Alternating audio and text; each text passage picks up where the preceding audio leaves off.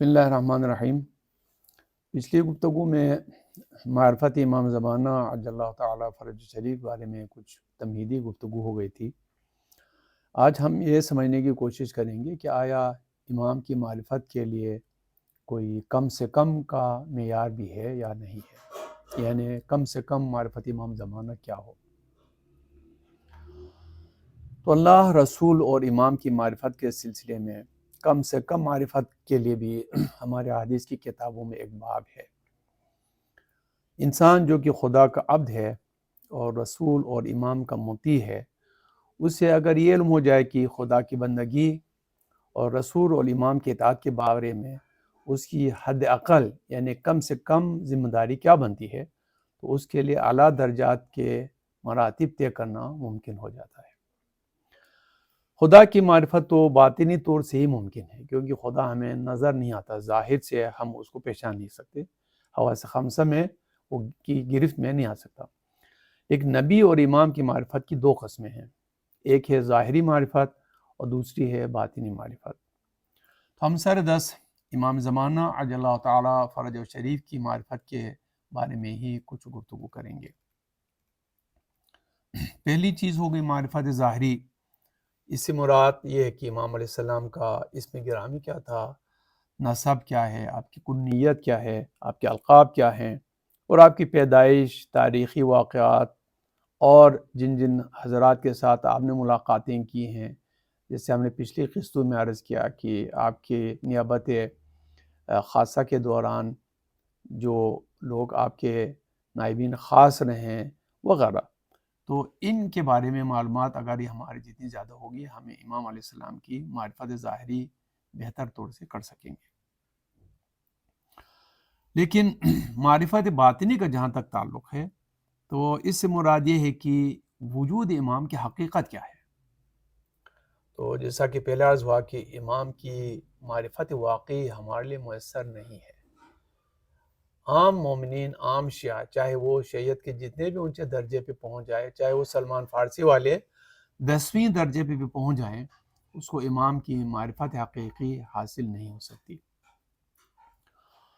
اس کی وجہ امام کی طرف سے کوئی مسئلہ نہیں ہے، مسئلہ ہمارے طرف سے، ہم اپنی ظرفیت کی کمی کی وجہ سے حقیقت امامت و نبوت کے فہم ادراک سے قاصر ہیں۔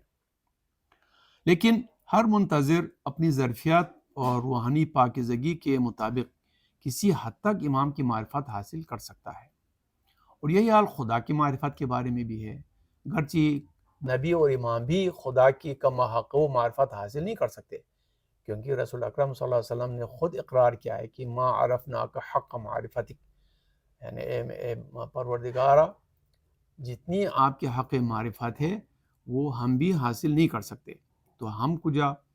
لیکن یہ ہے کہ ہم اس حد تک معرفت حاصل کر سکتے ہیں جس سے ہم بندگی کے تقاضے پورا کر سکتے ہیں۔ اسی طرح سے امام اور نبی کی ہم اتنی معرفت حاصل کر سکتے ہیں کہ ہم ان کی اطاعت کا حق ادا کر سکتے ہیں، ان کی محبت و مودت کے حقوق ادا کر سکتے ہیں۔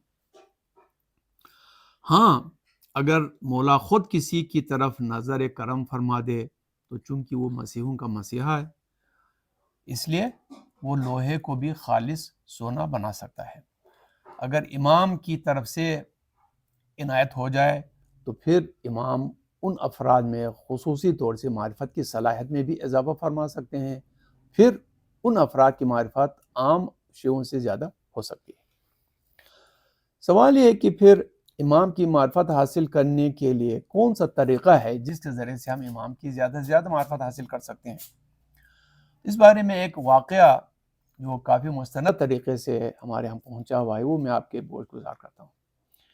یہ واقعہ عطا اللہ سید محمد علی سیستانی کے والد گرامی سید محمد باقر سیستانی کا ہے۔ آپ ایک مجتہد تھے اور انتہائی پاکیزہ شخصیت تھے۔ انہوں نے اپنا واقعہ بیان کیا ہے کہ جوانی میں مجھے امام زمانہ عجل اللہ تعالیٰ فرج شریف سے ملاقات کرنے کا بہت شوق تھا، چنانچہ میں نے ایک وظیفہ کیا۔ وظیفہ یہ تھا کہ 40 شب جمعہ میں مشہد کے مختلف مسجدوں میں شبیداری کروں گا اور شبیداری کی عبادات کے ساتھ ساتھ زیارت عاشورہ بھی پڑھوں گا۔ یہ وظیفہ میں نے شروع کیا۔ آخری شب جمعہ کو اتفاقاً مشہد شہر کے کافی دور نواح میں ایک چھوٹی سی مسجد تھی، وہاں میری باری تھی۔ میں وہاں شبیداری میں تھا اور میں زیارت عاشورہ پڑھ رہا تھا کہ اتنے میں مجھے احساس ہوا کہ امام زمانہ عجل اللہ تعالی فرج شریف مسجد کی طرف تشریف لا رہے ہیں۔ ظاہر یہ تو قبلے کی طرف منہ کر کے نماز زیارت عاشورہ پڑھ رہے تھے، لیکن ان کی باطنی جو برزخی آنکھ تھے وہ کھل گئی تھی، اور وہ باطنی آنکھ سے مشاہدہ کر رہے تھے کہ امام زمانہ عجل اللہ تعالی فرج شریف اس مسجد کی طرف تشریف لا رہے ہیں۔ ان فرمایا میں خوش ہو گیا، انتظار میں تھا کہ امام تشریف لائیں گے، لیکن میں نے دیکھا کہ امام علیہ السلام مسجد کے دروازے سے بھی گزر گئے۔ اب میں پریشان ہو گیا کہ امام تو مسجد تشریف نہیں لائے، وہ کہیں اور تشریف لے جا رہے ہیں۔ میں نے جلدی زیارت عاشورہ کا واقعہ سے پڑھا اور بھاگا باہر۔ اس کے بعد میں بغیر جوتوں کے امام کے پیچھے گیا۔ امام آہستہ آہستہ تشریف لے جا رہے تھے، میں بھاگتا جا رہا تھا، لیکن اس کے باوجود بھی میں امام کے قریب نہیں پہنچا۔ چلتے چلتے آگے جا کے ایک گھر تھا، اس کے باہر کچھ لوگ کھڑے تھے۔ ظاہر ہے رات کا آخری پہر ہوگا یا کم از کم کافی رات گئے کا وقت ہے، تو گھر کے باہر بھی لوگ کھڑے تھے۔ تو امام علیہ السلام اس گھر کے اندر تشریف لے گئے۔ میں جب وہاں پہنچا تو میں نے اندر سے رونے کی آوازیں سنی اور باہر لوگوں کے استقبال میں کھڑے تھے، تو اس سے میں سمجھا کہ گھر میں کوئی فوتگی ہو گئی ہے۔ میں نے ان سے تعزیت پرسی کی اور خود بھی گھر کے اندر چلا گیا۔ میں نے دیکھا کہ ایک جنازہ پڑا ہوا ہے، اس پر سفید چادر ہے اور امام علیہ السلام لوگوں کے درمیان تشریف فرما ہے، لیکن میرے علاوہ کوئی اور امام کو پہچان نہیں پا رہا تھا۔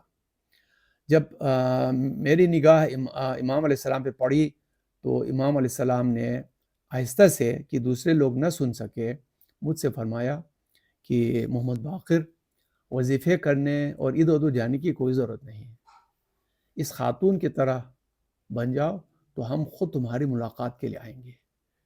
تو میں نے عرض کیا مولا یہ خاتون کون ہے؟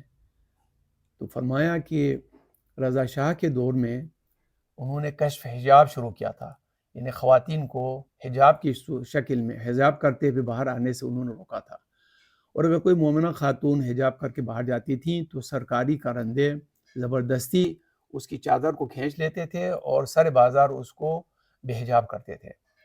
تو یہ خاتون اس دور میں اس ڈر سے کہ میں اگر باہر جاؤں کوئی میرا کشف حجاب نہ کریں،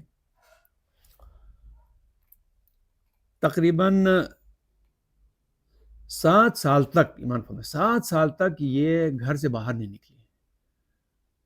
تو فرمایا کہ جو خاتون اس حد تک اپنے ایمان کی حفاظت کرے اور اپنے دینی وظائف کی حفاظت کرے تو پھر ان کے ساتھ یہ ہوتا ہے کہ آج انتقال کر گئی ہیں تو میں خود بنفس نفیس اس خاتون کی تشییع جنازہ کے لیے آیا ہوں۔ تو گویا امام علیہ السلام نے ہمیں یہ سکھایا کہ امام کی معرفت حاصل کرنی ہے تو ہمیں کیا کرنا ہے؟ دین خدا پہ عمل کرنا ہے، یعنی امام کی اطاعت کرنی ہے۔ دین خدا پہ عمل کرنا ہے، امام کی اطاعت کرنا۔